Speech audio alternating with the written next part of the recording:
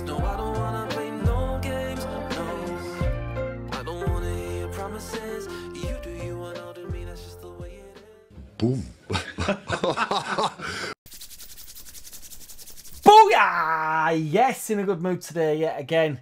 Don't know why, but we are.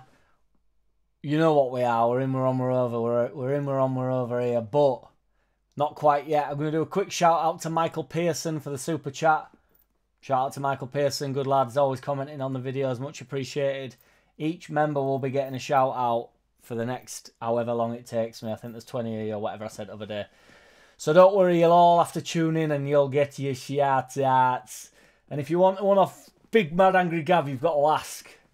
That's it. Can I have one off Big Mad Angry Gav, please? I'll go, yeah, you can. So I will be going on Just Joe at 6:30.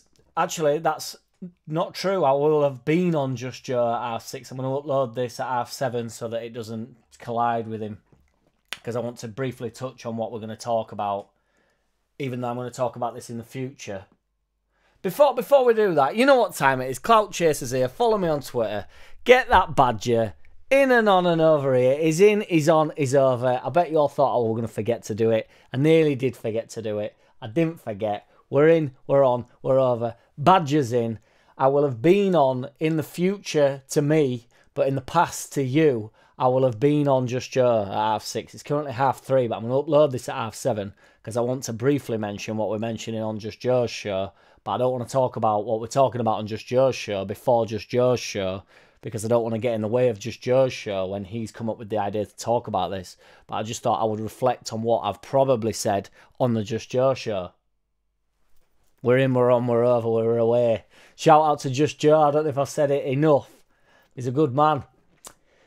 Basically, we're talking about Firpo's contracts. This is where I'll tune in at 6:30 and we won't be talking about that and I'll have misconducted my research. But basically, I'm not going to touch too much on it because I strongly advise you to go watch the Just Joe show if you missed it. It was on at 6:30. This is now 7:30, even though it's 3:30 to me. But you get me. So we spoke about Firpo and his contract and the sort of some discussions whether or not he's going to get offered a new contract. Phil Hay seems to think that we will be looking or accepting offers for him in the summer. I don't really like the thought of thinking about this. I don't think I ain't thunk about it. But I don't really like the idea of sort of milling around this when we're in such a good place, really. But it really got me thinking, so I don't think I'll mention this on Just Joe. I'm on at 6:30 in the past, in the future to me.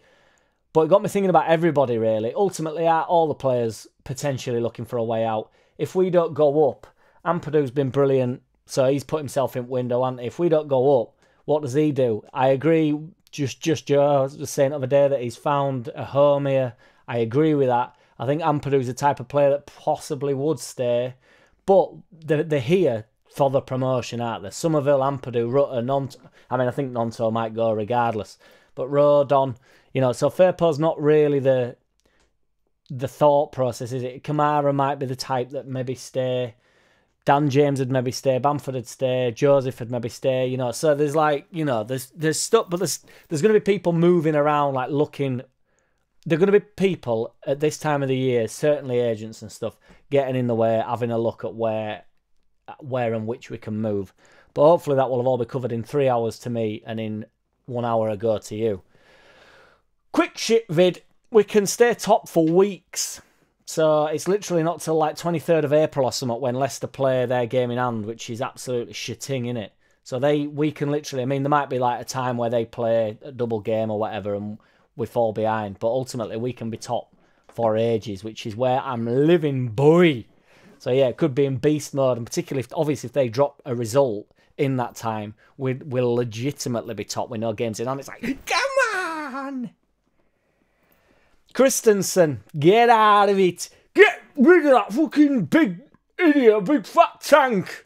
It's shit. He's not turning circle of a fucking cruise ship. Ugh. 40 grand a week he's allegedly on, and his contract goes until 2027, which is minging, innit? But he's got to go. He's apparently playing loads of games for Roma. He's had a bit of an injury or whatever. I would honestly rather have Archie Gray at right back, even in Prem. But I must say, I think it's a huge step up for every single one of the players that we currently have, including Rutter. Nonto's shown glimpses, hasn't he, in the Prem. Somerville showed big glimpses in the Prem. Ironically, I think the only one left is probably Bamford that's actually done something in the Prem, and that was a few years ago, granted. I'm just saying I love Bamford, that's all. It's not in doubt anymore. No one can moan about the bloke no more. Not having it.